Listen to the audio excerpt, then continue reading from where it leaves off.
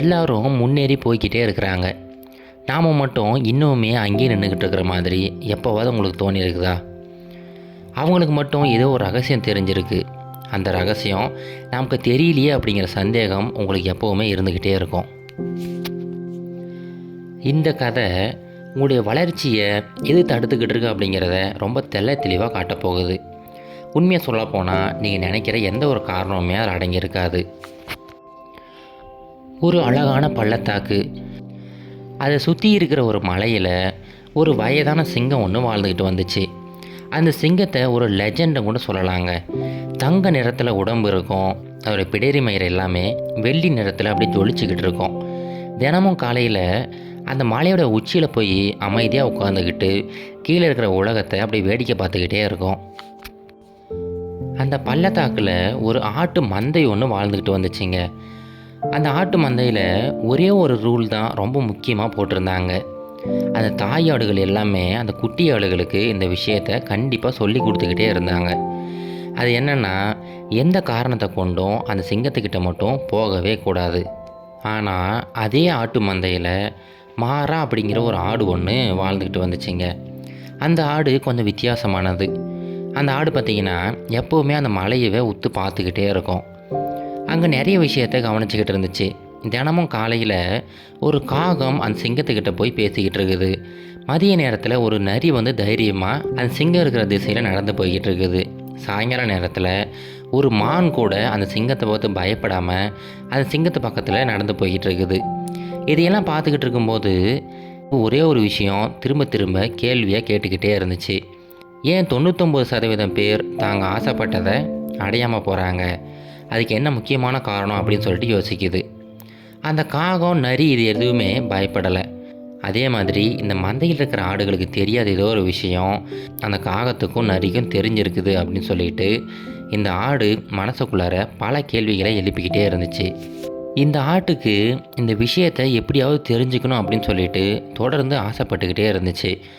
ஆனால் அப்படிலாம் தோணும்போது அதோட மனசுக்குள்ளே ஒரு குரல் கேட்டுக்கிட்டே இருக்கும்.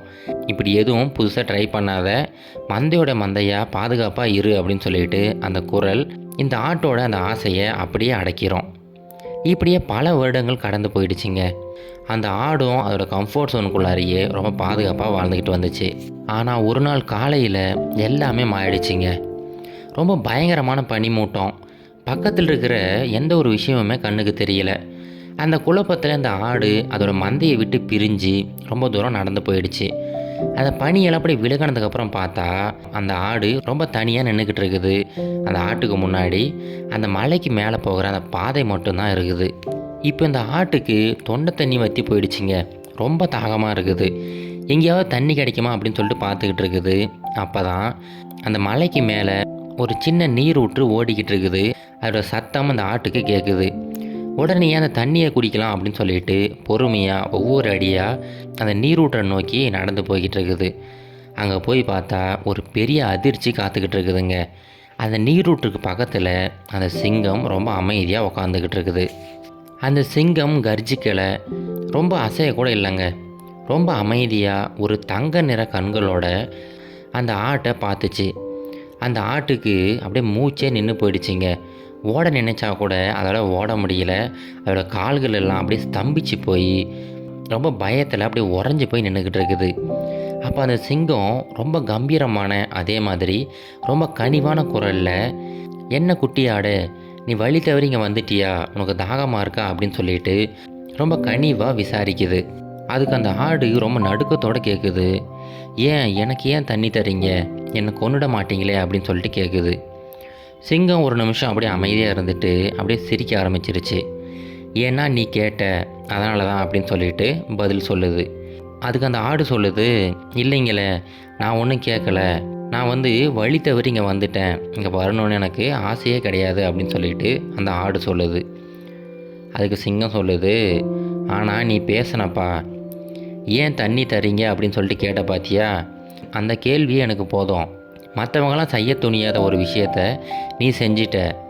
அந்த பள்ளத்தாக்க பாரு, அதிலிருந்து ஒரு காகம் இங்கே வரும். அந்த காகத்துக்கு தேவையான விஷயத்த என்கிட்ட கேட்டு வாங்கிட்டு அது போயிடும். அதே மாதிரி அந்த நரி பார்த்தீங்கன்னா இந்த வழி தான் பாதுகாப்பான வழி அப்படின்னு சொல்லிட்டு இந்த வழியில் பயணிச்சுக்கிட்டு இருக்கோம்.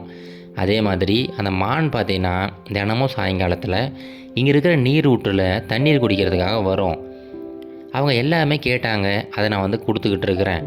ஆனால் என்ன அப்படின்னா, உன்னுடைய மந்தை இருக்குது பார்த்தியா, அந்த மந்தை ஒரே ஒரு முறை கூட என்கிட்ட வந்து கேட்டதே கிடையாது. அவங்க எப்போவுமே கீழே இருக்கிற அந்த அழுக்கான தண்ணியை குடிச்சிக்கிட்டு பட்டினியாக கூட இருப்பாங்களே தவிர, மலைக்கு மேலே ஏறி வந்து என்கிட்ட இது வேணும் அப்படின்னு சொல்லிட்டு கேட்டதே கிடையாது. அவங்க எல்லாரும் இதுதான் வாழ்க்கை அப்படின்னு சொல்லிட்டு நினச்சிக்கிட்டு இருக்கிறாங்க. ஆனால் இது அப்படி இருக்க வேண்டிய அவசியம் இல்லை அப்படின்னு சொல்லிட்டு அந்த சிங்கம் சொல்லுது. அப்போ தான் அந்த மானுக்கு ஒரு முக்கியமான விஷயம் புரிய வருது.